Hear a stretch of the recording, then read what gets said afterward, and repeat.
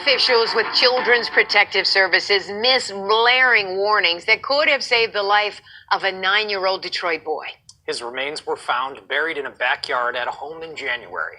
The boy's mother was charged with his murder on February 5th. 7 investigator Ross Jones is revealing internal CPS records, raising serious questions about what officials did and did not do when they heard alarming claims about the child's safety.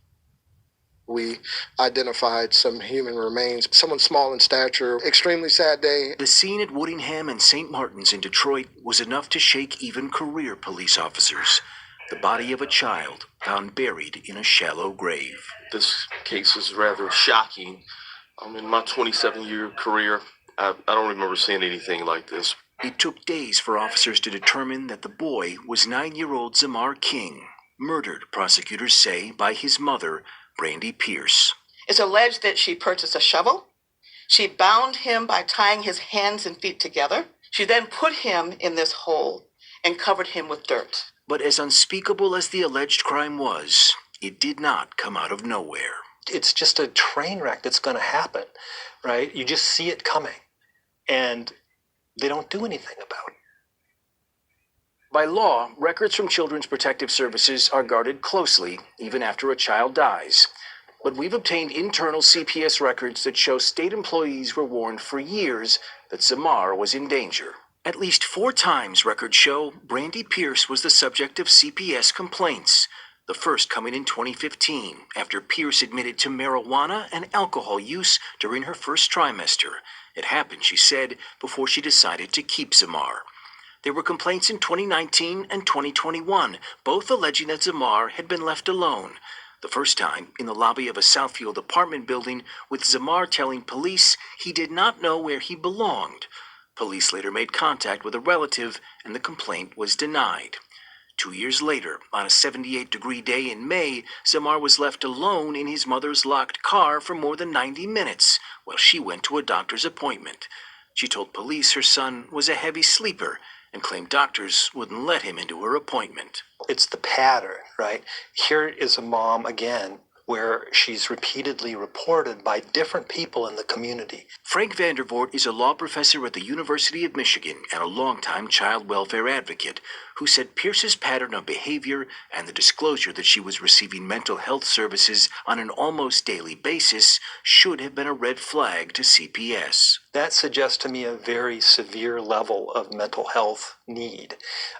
So I'm troubled by that, and it raises more questions than it answers for us. The Macomb County prosecutor denied a warrant request for child abuse, saying there was insufficient evidence and CPS working with mom. CPS would close the case after performing a home visit, finding no safety hazards, enough food, and suitable sleeping arrangements. Then, last April, came the 4th complaint to CPS.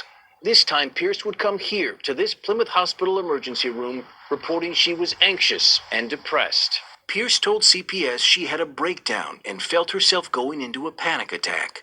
She was questioning whether she should give up custody of one of her children. She'd been evicted from a motel, she said. Her car was repossessed. She was completely out of funds. Once she left the hospital, she and her kids would be sleeping on the street. On its own, how serious is that? Critical. This is a family with no place to live. She tells the caseworker, I can't sleep in my car, which suggests to me that she's been sleeping in her car at some points. But what Zamar told CPS was most alarming of all. He had not been to school in over a year, he said, and doesn't always have food to eat.